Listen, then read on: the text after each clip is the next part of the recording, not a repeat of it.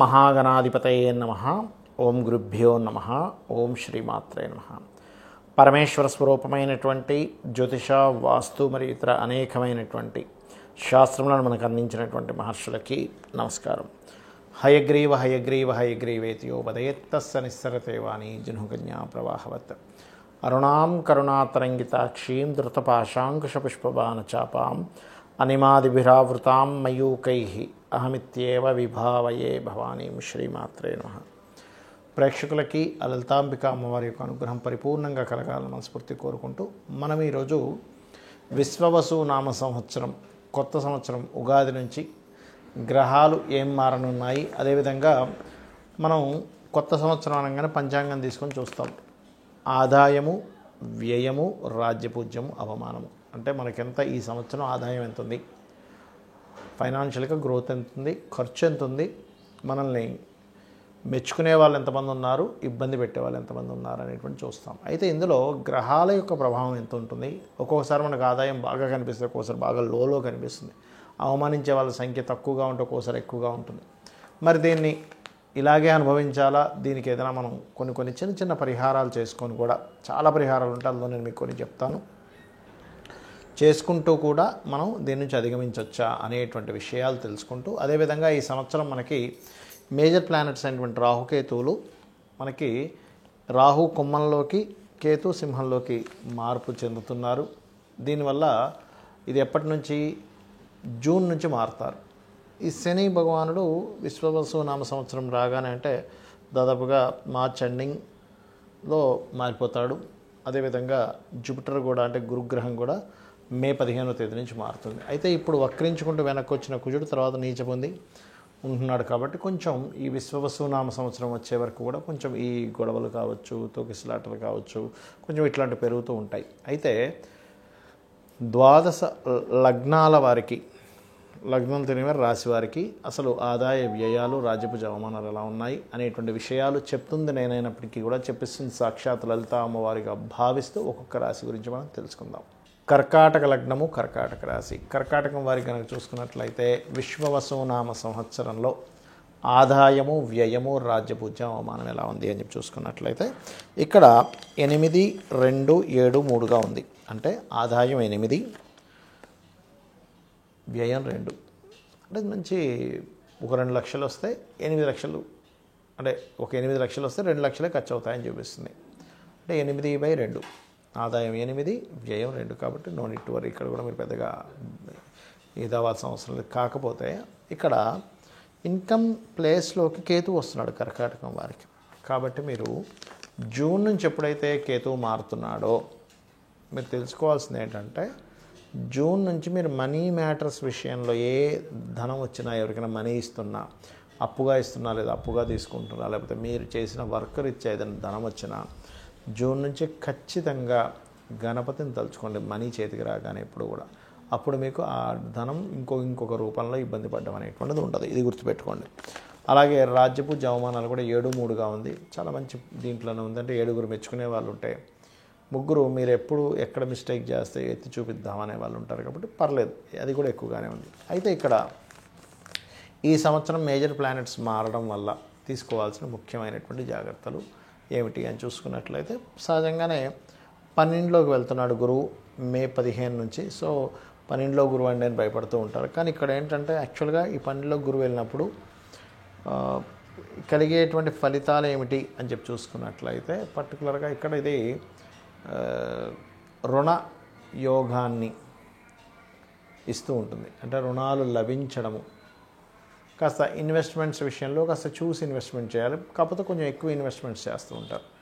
అదేవిధంగా ఈ వేరే దేశాలకి చదువు కోసం, ఉన్నత విద్యల కోసం వేరే ఇతర దేశాలకి వెళ్ళడము, ఇటువంటివి కాస్త ఎక్కువగా ఉంటూ ఉంటాయి. ఇది కొంచెం చూసుకోవాలి. బట్ ఏదైనా ఉన్నత విద్యకి సహకరిస్తుంది ఈ గురువు. అదేవిధంగా కాస్త మొదటి 2-3 నెలలు కుజుడు లగ్నంలో ఉన్నందుకు వర్క్ స్ట్రెస్ అనేది పెరుగుతూ ఉంటుంది కర్కాటకం వారికి చూసుకున్నట్లయితే. గతంలో జరిగిన మిస్కమ్యూనికేషన్స్ జూన్ నుంచి తగ్గుతాయి కూడా చెప్పాలంటే. అలాగే మరొక విషయం ఏంటంటే, ఈ ప్రాపర్టీస్ ఏదైనా తీసుకునేటప్పుడు కాస్త చూసుకొని తీసుకోండి. ప్రాపర్టీ రిలేటెడ్ సంబంధించిన విషయంలో, ప్రాపర్టీ విషయంలోని, సంతాన సంబంధించిన విషయంలోని కొంచెం జాగ్రత్త వహిస్తూ ఉండాలి. అదేవిధంగా రెండవ వివాహం కోసం చేసే ప్రయత్నం అయితే ఫలిస్తుంది. ఇష్టపడిన వారిని వివాహం చేసుకోవాలనేటువంటి ప్రయత్నం కూడా మీకు ఇక్కడ ఫలిస్తుంది. ఇప్పుడు ఉండేటువంటి ప్లానటరీ పొజిషన్ ఈ సంవత్సరం, ముఖ్యంగా విశ్వవసునామ సంవత్సరంలో. అలాగే మీకు ఇప్పుడు ఈ కర్కాటకం వారికి 2లో ఉండే కేతువు యొక్క ప్రభావం తగ్గాలి అని అనుకుంటే ఓం గం గణాధిపతయే నమః లేదా ఓం సంపత్కరీ సమారూఢ సింధుర వ్రజ సేవితాయే నమః అని చేస్తూ ఉండండి. సహజంగానే కర్కాటకం వారికి అంటే మీకు అష్టమ శని పోతుంది ఈ సంవత్సరం నుంచి. అంటే విశ్వవసునామ సంవత్సరం రాగానే అష్టమంలో ఉండే శని భాగ్యంలోకి వెళ్ళిపోతాడు.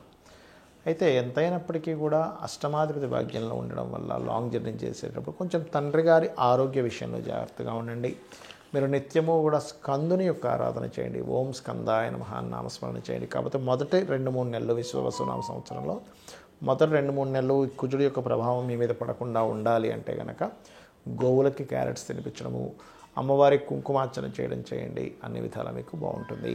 ఇక్కడ ఈ శని యొక్క మార్పు వల్ల చాలామంది చూసుకునేది ఏంటంటే ఏలినాటి శని వస్తుంది కదా, లేదా అర్ధాష్టమ శని వస్తుంది, అష్టమ శని వస్తుంది, లేకపోతే శని అయిపోతుంది అని కొంతమంది హ్యాపీగా ఉంటే, కొంతమంది ఏమో రాబోతుంది అనేటువంటి దాంట్లో ఉంటారు. అందులో ముఖ్యంగా మేషం వారికి ఏలినాటి శని రాబోతుందని, మీనం వారికి రాశిలోకి వచ్చాడని శని, కుంభం వారికేమో శని ధనస్థానంలోకి వెళ్ళాడని, వీళ్ళ ముగ్గురు కొంచెం మార్పుని గమనిస్తూ ఉంటారు. అయితే ఇక్కడ మీకు చెప్పేది ఒకటే, శని ఎక్కడున్నా అంటే మీ జన్మజాతకంలో ఎనీ హౌస్ గుర్తుపెట్టుకోండి, ఆ హౌజ్కి సంబంధించిన విషయంలో కొంచెం స్ట్రెస్ అవుతూ ఉంటుంది. గుర్తుపెట్టుకోండి, లగ్నం నుంచి ఎన్నో స్థానంలో ఉన్నా. కాకపోతే కొన్నిసార్లు ఏమవుతుందంటే మీకు కొన్ని సందర్భాల్లో ఈ శని భగవానుడు ఇచ్చేటువంటి రిజల్ట్స్ ఒక్కోసారి పాజిటివ్గా కూడా ఇస్తాడు. గుర్తుపెట్టుకోండి, ఎప్పుడూ నెగిటివ్గా ఉంటుందని రూల్ లేదు. కాకపోతే పాజిటివ్గా ఇవ్వాలి అంటే మీరు చేయవలసింది ఏమిటి తెలుసుకోండి ముందుగా. ఇక్కడ ఇంకొక విషయం చెప్పి నేను మీకు పరిహారం చెప్తాను శనికి సంబంధించిన విషయంలో. ఒకటి, శని నడుస్తుంది కదా వివాహం అవ్వదు అనుకుంటే తప్పు. శని భగవానుడు నడుస్తున్నాడు కదా, ఎక్కడా కూడా మీకు వివాహంతో పాటు సంతానం కలగదేమో అనుకుంటే కూడా తప్పు. రాజకీయంగా రాణించాలనుకుంటే కూడా తప్పు. ఎందుకంటే ఇక్కడ ఎప్పుడు కూడా శ్రమకారకుడు. ఉద్యోగాలు వస్తాయి, వివాహాలు అవుతాయి, రాజకీయంగా రాణించడం జరుగుతుంది, సంతానం కూడా కలగడం జరుగుతుంది. కాకపోతే ప్రతిదీ కూడా కొంచెం స్ట్రెస్ఫుల్గా వెళ్తూ ఉంటుంది, పెయిన్ఫుల్గా వెళ్తూ ఉంటుంది. ఇది కొంచెం చూసుకోవాలి, గుర్తుపెట్టుకోండి. మరొక విషయం ఏంటంటే ఇక్కడ గమనించుకున్నట్లయితే ఈ యొక్క ప్రభావం ఏదైతే ఉందో శనికి సంబంధించిన ప్రభావం, పర్టికులర్గా మీరు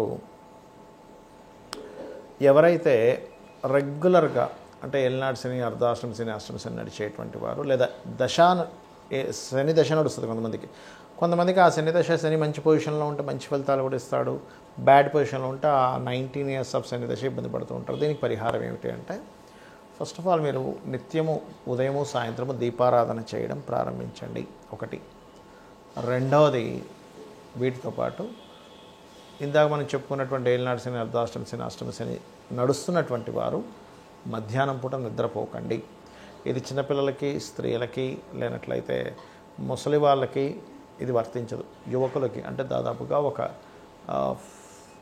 15 years ఆఫ్ ఏజ్ నుంచి దాదాపుగా 50 to 55 వరకు కూడా ఇది మధ్య వయస్కులకి కూడా ఇది వర్తిస్తుంది. యువకులకి, మధ్య వయస్కులకి కూడా మధ్యాహ్నం పూట నిద్రపోకండి. ఇక నైట్ డ్యూటీస్ చేస్తాము, పొద్దున్న కాసేపు నిద్రపోదామంటే దట్ ఈస్ డిఫరెంట్ థింగ్. మీరు నైట్ డ్యూటీ చేసే వాళ్ళ గురించి కాదు ఇది. కానీ రెగ్యులర్ డ్యూటీ చేసేవారు ఈ సమయాల్లో నిద్రపోతే మీకు ఎఫెక్ట్ ఇస్తుంది, శాటర్న్ యొక్క ఎఫెక్ట్ ఇస్తుంది. లేదంటే పొద్దున్నే 4 o'clock లేస్తానండి, నేను పని ఉంటుంది, మధ్యాహ్నం కోసం పడుకోవాలంటే దట్ ఈస్ డిఫరెంట్ థింగ్. అది. మూడవది ఏంటంటే గోవుకి ఎక్కువగా బెల్లము తినిపిస్తూ ఉండండి. మీరు ఎంత గోవులకు బెల్లం తినిపిస్తూ ఉంటే శని ప్రభావం అంత తగ్గుతుంది. మరొకటి, దగ్గరలో శివాలయం ఏదైనా ఉన్నట్లయితే నూనెని చక్కగా దీపారాధనకు వాడేటువంటి నూనెని తీసుకొని వెళ్ళి శివుడికి అక్కడ దీపారాధనకి వాడుకోమని ఇవ్వండి. ఇది మెయిన్గా గుర్తుపెట్టుకోండి. దీంతోపాటు మరి కొంతమందికి కాలసర్ప దోషం ఉంది కదండి నాకు అంటూ ఉంటారు. కానీ ఈ మధ్య నేను చూస్తున్నాను కదా చాలామందికి వాళ్ళు కాలసర్ప దోషం ఉందని నాకు చూపిస్తారు. తిరగల్సిన రోజు కాలసర్ప దోషం ఉండదు. ఒకటే గుర్తుపెట్టుకోండి, కాలసర్ప దోషము ఎవరికి చూడమని చెప్పారంటే జన్మజాతకానికి చూడమని చెప్పలే అసలు. మీకు ఒకవేళ అంతగా కాలసర్ప దోషం వల్ల ఇబ్బంది పడుతున్నాను అని అనుకుంటే కాళహస్తికి వెళ్ళిరండి, ఈశ్వరానుగ్రహంతో ఆ దోషం తగ్గిపోతుంది.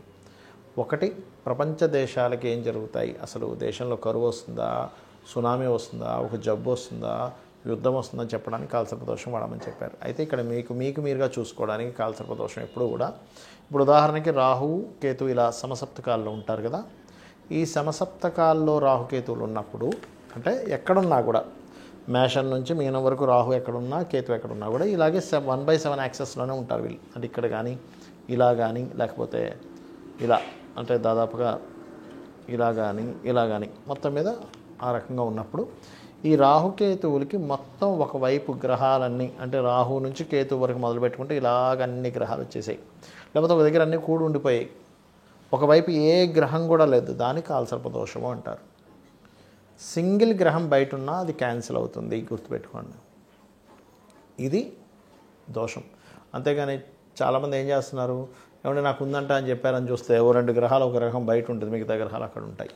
అది కాదు. సో ఫస్ట్ అది తెలుసుకోండి.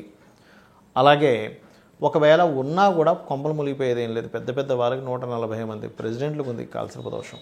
మరి వాళ్ళందరూ దేశాలను ఏలట్లేదా? మెగాస్టార్ చిరంజీవి గారికి కూడా కాలసర్ప దోషం ఉంది. అంత మాత్రం చేత ఆయన ఏమి ఎందుకు పనికి రాకుండా ఏం పోలేదు కదా, గొప్ప వ్యక్తి అయ్యాడు. కాబట్టి వాటిని మీరు పట్టించుకోకండి దయచేసి.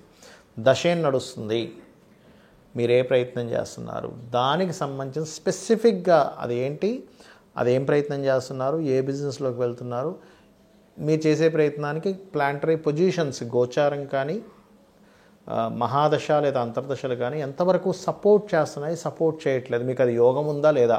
యోగం ఉన్నప్పుడు ట్రై చేయడం వేరు, యోగం లేనప్పుడు ట్రై చేయడం వేరు. అంటే ఉదాహరణకి తిరుపతికి వెళ్తున్నాం, అసలు ఆ రూట్లో తిరుపతి ఉంటే కదా మీరు వెళ్ళి ప్రయాణం చేసినా సరే మీరు ఆ తిరుపతికి వెళ్ళేది, అసలు ఆ రూట్లో తిరుపతే లేదు, ఎంత దూరం అని ప్రయాణిస్తారు, దాన్నే యోగం అంటారు. ఆ రూట్లో తిరుపతి ఉంటే కాదండి ఇంకొంచెం దూరం వెళ్తే రీచ్ అవుతామని చెప్పుకోవచ్చు, అసలు లేదు, పరిస్థితి ఏంటి? కాబట్టి ఏంటంటే ఇక్కడ నేను చెప్పేది ఒకటే, మీరు నిత్యము లలిత అమ్మవారి యొక్క స్తోత్ర పఠనం చేయండి, ఖచ్చితంగా మీకు అన్ని విధాలా బాగుంటుంది. ఆ లలితాంబిక అమ్మవారి యొక్క అనుగ్రహం మీకు పరిపూర్ణంగా కలగాలని, ఈ విశ్వవసు నామ సంవత్సరం మీకు అన్ని విధాలా బాగుండాలని కోరుకుంటూ శ్రీమాత్రే నమః.